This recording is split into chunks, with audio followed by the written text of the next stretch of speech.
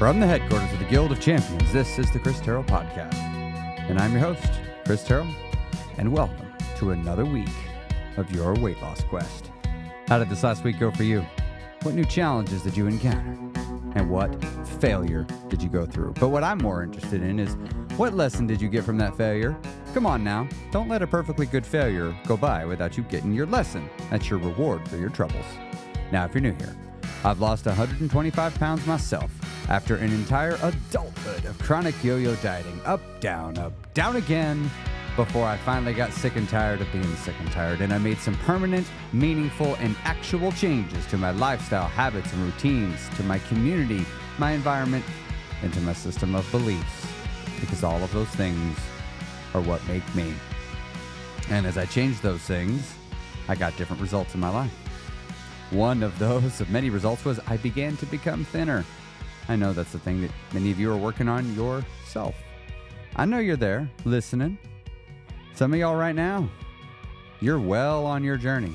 You've got a lot of pounds behind you that you've peeled off. There may be quite a few left, and you're still out there working each week, resetting your mind, getting your mind oriented in the right direction, keeping yourself present to your own journey, keeping yourself aware of your own goals. I see you out there. I know you're there.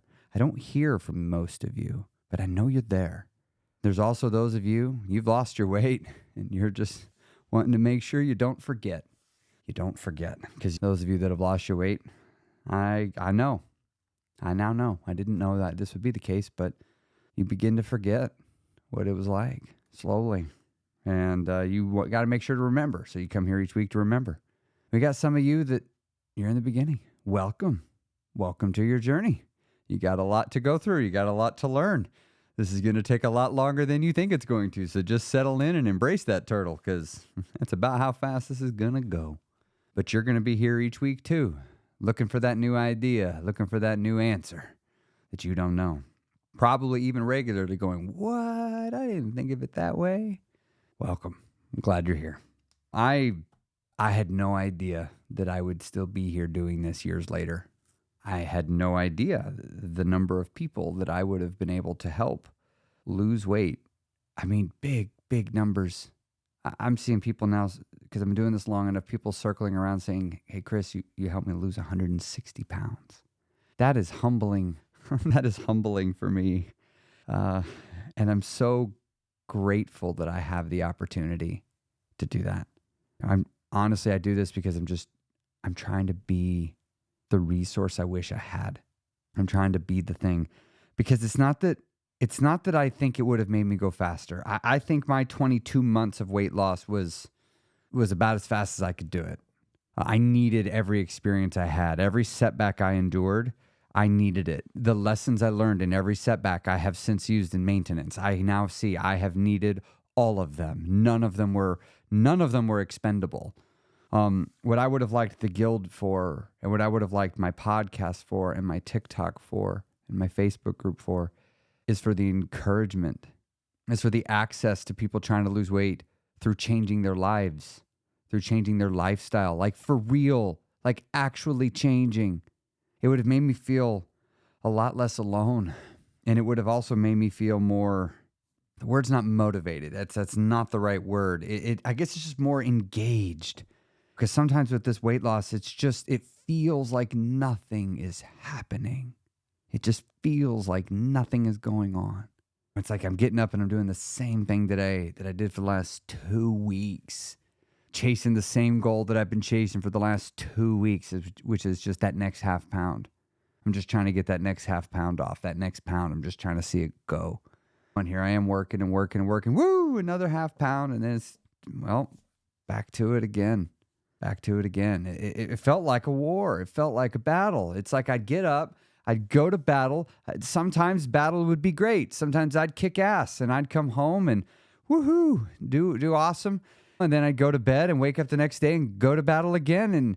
And then it might not go so well. And sometimes it's like I come back really, really wounded, really beat up, not very great, and laying down like, oh, I don't want to go back to it. And then you wake up the next day, got to go back to battle the next day. And Hey, this one only a couple of punches, but not bad, actually. Go to bed and then get up next day. Woohoo! It's a great day of battle. I kicked ass today. And sometimes it's like that. And sometimes you have these long stretches of kicking ass. And sometimes you got stretches where it sure would be nice if I could have an ass kicking day, because lately it just seems like life's been kicking my ass. Yeah, weight loss can be a bit of a grind. It can be a bit of a grind. But I've lost the weight and I've helped others do it. And as I've been doing this, I've been continuing to go deeper and deeper and deeper into my understanding of what actually creates weight loss. If you ask anybody that's lost a lot of weight the way I talk about it, they'll struggle. You'll see in their eyes, they're going to struggle with the same thing I do when you're going to say, how did you lose the weight? And they're going to be like, diet and exercise, ate less and moved more. And you're going to be like, that's it? And they're going to be like, no, that's not even close. I don't know how to tell you. Y'all, I have been trying for years to tell you how to do it. And I still don't feel like I got it. I know a lot, but I ain't got it. I ain't got it yet. I ain't figured out the way to tell someone in 5 minutes everything they need to know. Right now, I've got it down to about like a year and a half. Like in about a year and a half, I think I can get you most of it. That's what the guild's for. It's for me to tell you all the stuff you need to know. It's to answer the question of how did you lose weight? Come over here. Come on, this is going to take a minute. You got a lot to learn. But I'm always trying to distill it down, to go deeper and deeper and deeper to what works. You know, we understand the concept of calories in, calories out. That's biomechanically what makes that work. But what about mentally, right? Like calories in, calories out. Sure, but I won't do it. That's a mental thing. Calories in, calories out. I do it for 2 or 3 weeks. Something bad happens and I stop doing it. That's a mental thing. That's not a calories in, calories out problem. That's not a potassium problem. That's not a insulin problem. That's a mental problem. That's something going on in your head. Not like you're broken. Not like that. I mean, it's just like we're solving the wrong problem by talking just about calories in, calories out. There's so much more. And every time I go off into learning about weight loss, I'll lift up another rock to go research about, another thing to go gain a deeper understanding of. I often find myself coming back to the same few places. Once I've gotten past the understanding of this is the steps, 1, 2, 3, 4, 5. The body, if it does 1, 2, 3, 4, 5, it will yield this result. Once I've learned that, now it's okay, how do we get a person to do it? Like that's the application matters. How do we implement? How do we install this 1, 2, 3, 4, 5 program? And that's where everything seems to fall short. I keep going. Why does this work? You keep going, you keep going, you keep going. It works because of this. Why doesn't it work for that person? Brain. Okay. You do this. You keep going, you keep going. Why doesn't it work for this person? It's in their mind. Okay. Keep going, get down, down, down. What's not working for this person? Their thoughts. Okay. You see, and you keep going behind that. Their thoughts. Okay. Well, what's messing up their thoughts? Okay. It's their past. They had something going on in their past, or they've been conditioned in a certain way, or they learned something in a certain way, or somebody told them this, or they had this experience.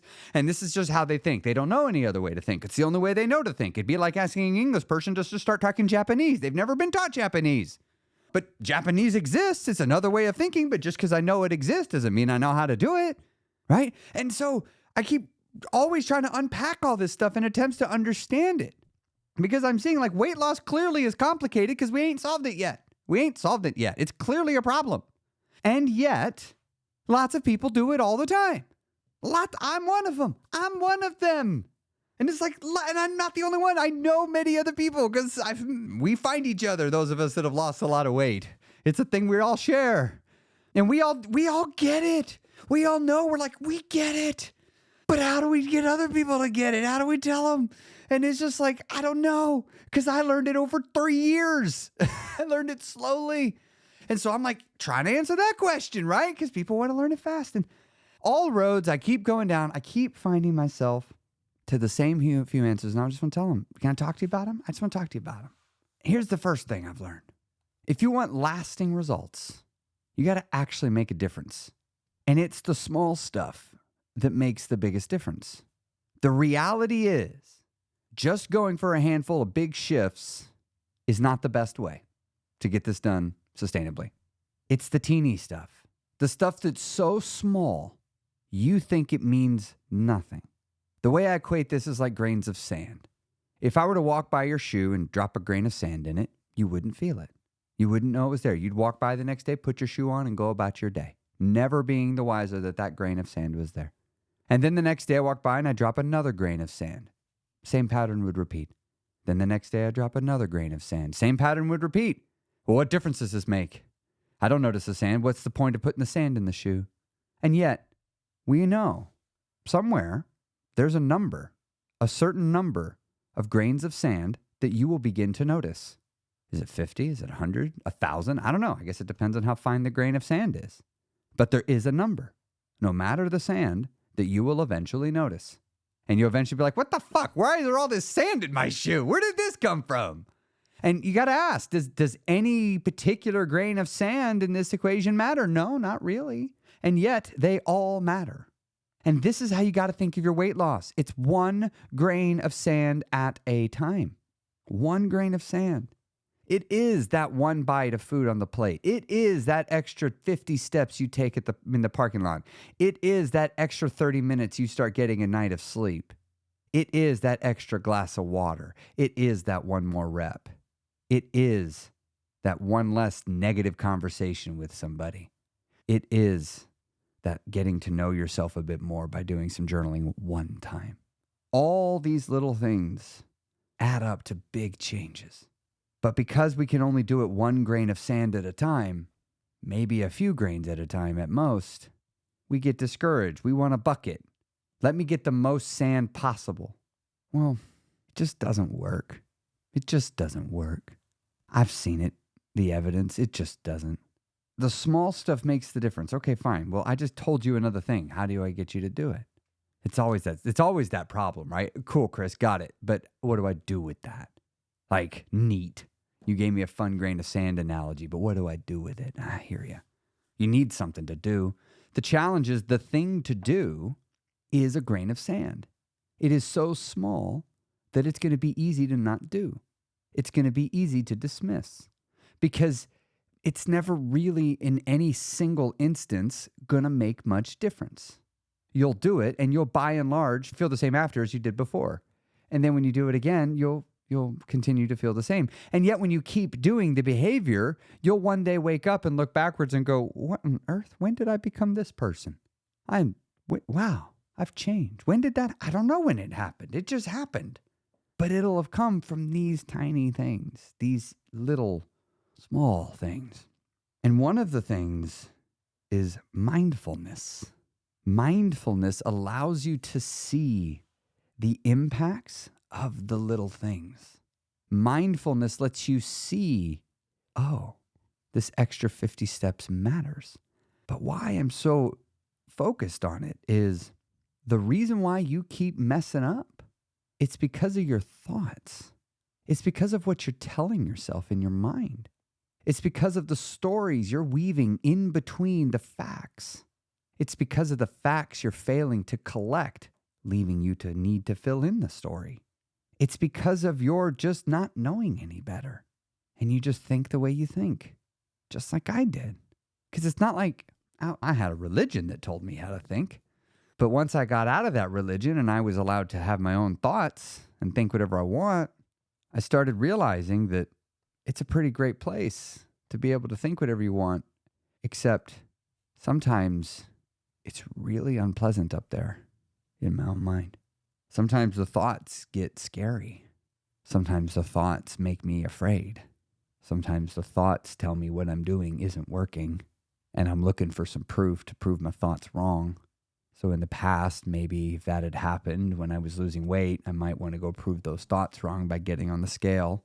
So I could say, see, thoughts, this is working. That's why I'm not going to have this food. The problem is it doesn't work because the scale isn't very dependable. But mindfulness could help me see that I was doing that. What mindfulness allowed me to begin to do was to get in between the thoughts, to see a thought happen and to see a response happen, and to slowly over time begin to realize that I am not my thoughts. I am not my thoughts. I have thoughts. I have lots of thoughts. I think a lot, but they're not me, but I'm thinking them. You see, my thoughts are what was impeding my progress in the past. My thoughts are what were leading to my regain in the past, because if I had thought different thoughts, I would have had different results. If I had thought differently about myself, I would have acted differently, which would have gave me different results. And mindfulness was the antidote to my problem of itis. You all are aware of itis, right? It's when you ask somebody, what were you thinking back then? Oh, no. What were you doing then? I don't know. What happened when you did this? I don't know. Come on. What you were thinking when you did it? I don't know. We just say, I don't know. What's happening? I don't know. I believe you. I believe that you won't let yourself know. But I don't believe that you didn't know. I don't believe that you weren't aware, that you weren't there. I also know that you're a person. And I know that I'm a person. And I know that I'm capable of checking out. I'm capable of just letting the thoughts whiz by and not hang on to any of them. And just letting go. I know I can do that. I know that I am capable of weaving a web of logic in a moment that can be amplified with emotion to concoct an excuse so amazing that of course I caved. Of course I did. And I'm the one that talked myself into doing it. And then, of course, later when I'm standing there ready to have to pay the bill, metaphorically speaking, going, what the fuck kind of broken-ass logic was that I was using? And now I'm so embarrassed about it. Well, let's not forget that. Why did I do it? And now let's make up an entirely new story. Oh, I don't have control. Oh, it was too good. Oh, I loved it so much. Or, I don't know. We just say, I don't know. I don't know. Mindfulness was the antidote to that. It was the cure. Because when I'm mindful, I don't even need to ask the question of what was I thinking. I instead am answering the question, what am I thinking? It's a big difference. I was always trying to change my thinking by looking in the rearview mirror and talking about the shit I couldn't see, instead of just working on changing my thinking right now. I'm always trying to change the thinking of the past, or I'm always trying to control my thinking in the future, and yet I'm never trying to control my thinking right now. But if I don't have awareness to what I'm thinking, I have no means changing it. Because if I'm just reacting off of habit energy, if I'm just allowing myself to just kind of fire off of impulse and fire off of my old patterns, I might not see what I'm telling myself because I've just been doing it so much. But mindfulness allowed me to come to where I was, to see what I was thinking, and to allow myself to make different choices. So that when my brain would be like, hey, why don't we order a whole pizza tonight? It tastes good. You'll only have half. And I'm like, what? Okay, hold on. Have I seen this before? I have. Okay, what do I usually say? I usually say, no, I won't. I'll just eat half.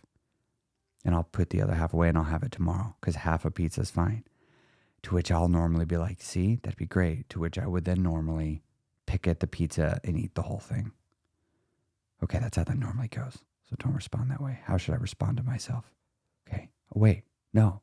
I'll just say what I just said. Okay, self, you just heard all that. What have you got to say to that? And then all of a sudden, just be crickets. And that's it. Which is what I was trying to do. I wanted to get that other side of me to just be quiet and let me choose what I'm going to do. Let me choose how I'm going to act. But this mindfulness was so crucial, but it wasn't enough alone. I needed to have a reason to be looking around. When I'm making decisions, I needed to have something to be filtering my decisions through. I'd like to rewind the clock back to the beginning of my weight loss journey. In the beginning of my weight loss journey, I was attempting to do the opposite, is what I told myself. I said, whatever I normally would do, just do the opposite. I always use the scale. And so when I was going through this thought exercise, I was like, all right, okay, I always use the scale. So what's the opposite? Not using the scale. I was like, okay, that's great. But I'm using business principles. That's what I was doing. I was applying business principles to my weight loss. I was like, so I need some means of reporting to myself progress. Like I have to have something that I can point to that's tangible to show that I'm moving in the direction I want. And I'm taking away the scale because in the past, I've made this all about the scale. I want the scale to go down, but I don't want to do it only when the scale is going down. I want to just do it anyway. I want the scale to have no role in this. And I was like, okay, but what am I going to do instead? And so that's when I started doing what I call levels of why, which is you just get deeper. Why do I want to lose weight? I want to see the scale go down. Okay, why do I want to see the scale go down? Because then I'll be thinner. Wait, can't say that answer. I already said it. That was in the initial question. I have to give an answer that's not yet been given. I have to give a new answer. And as I did that exercise, I just arrived at a very simple truth. Why am I losing weight? I just want to feel better. That's it. I just want to feel better. I don't like how I feel, and I want to feel better. And I just want to keep chasing that feeling. Because somewhere in my head, I know where I got it. I'm not going to tell the story, but I had picked up a belief of better is better, and you can always better your best. And I realized that I like doing better. I like improving. It's fun. If left to my own devices, I will naturally attempt to continue to improve upon myself. I just like to. And so I'm looking at myself going, I have this tendency. I just naturally want to improve.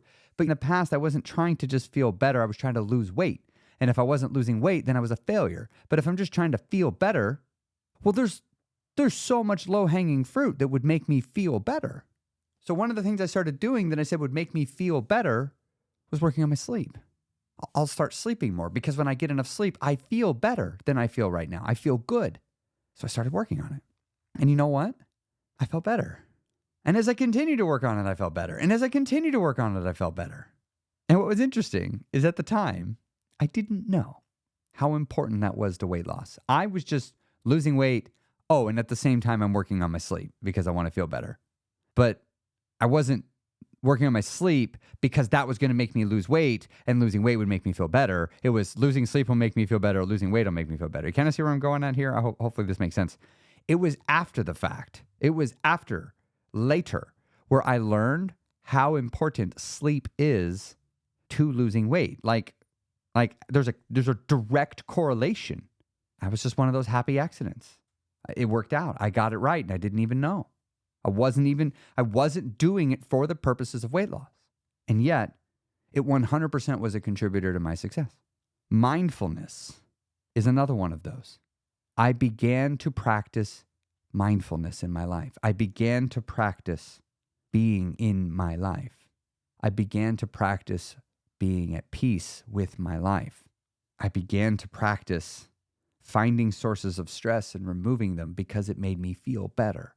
I didn't know at the time how all of that was directly connected to my weight loss. I was just doing it to feel better. And I got hooked on that. And I'm still hooked on it. But it's no longer feel better. Now I have a word I'm in pursuit of.